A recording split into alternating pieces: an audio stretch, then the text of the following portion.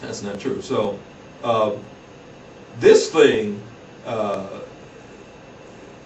is everyone needs to understand rejection. Every Christian needs to understand rejection, because more than likely, most probably 3 out of 4, 3.5 out of 4 people you deal with suffer with this thing.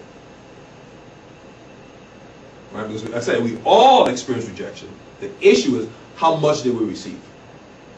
So it's not a matter of did you get rejected. No, everyone experienced rejection. We're human, so everyone experienced rejection. The issue is how much of it did you actually receive. So it's not a matter of the person rejecting, it's a matter of what you receive. It determines how far into this thing you are. Okay?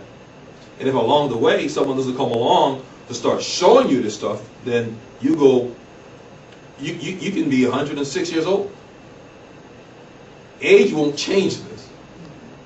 Age won't change this. Okay? But of course, once you're 106, then people start blaming your age for these issues.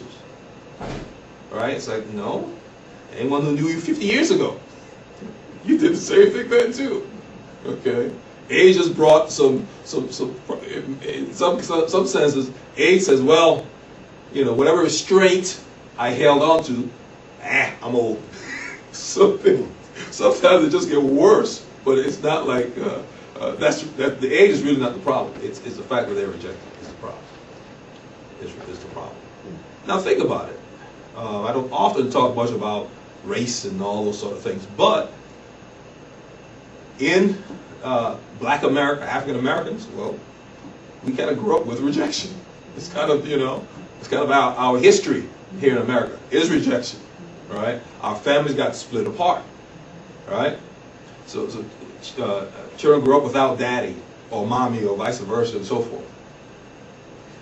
Life appeared to just be a life of rejection anyway, being a slave and what all that brings. Then comes so-called freedom, yet turns out, no, still rejected.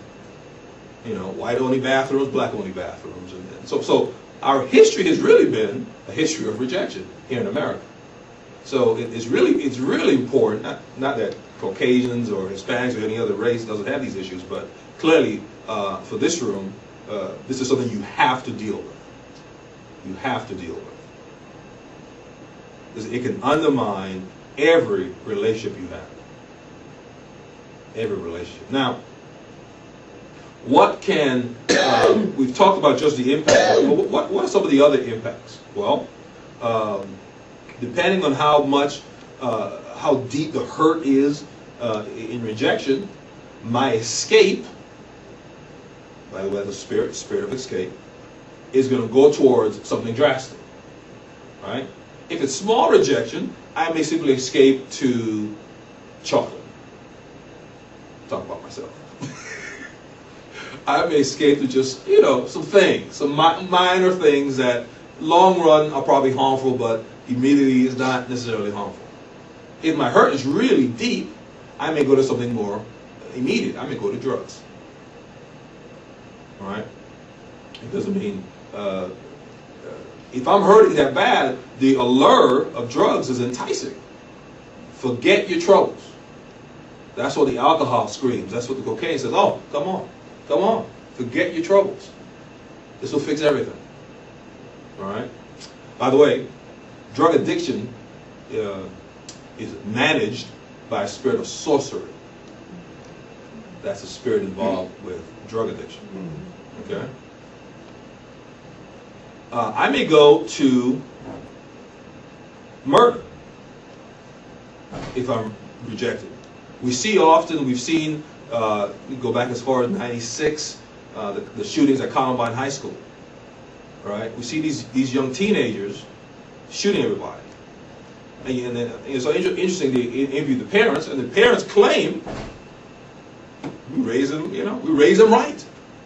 Well, something was wrong. Something was wrong. All right, for me to get to the place where I can take a life, something's wrong. Something's really wrong. I'm hurting. I've either just consciously gone over to the devil, or I'm really hurting, and the only way to fix my problem is to get rid of the people that are hurting me. Okay? So understand, rejection can lead to many ills. Rejection can go all the way, of course, a rejected person, it's not a leap of faith to see depression. They're already rejected. They already think no one loves me, so depression is an easy thing. Okay, delirium can be a byproduct of rejection. Okay, what am I talking about? So this thing has to be understood for yourself first. Examine all those people in your life who are important to you, starting with your parents, and recognize if you don't remember it, that's probably because when you made your decisions about them not loving you, you were a child. So you just don't remember, but you did. We all do. Okay, so just repent of those things. But they may your parents or another person may have kept on rejecting you. All right.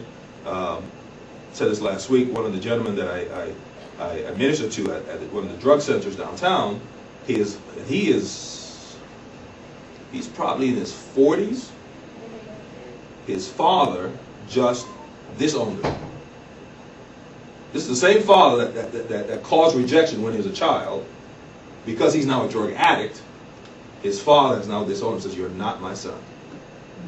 Wow.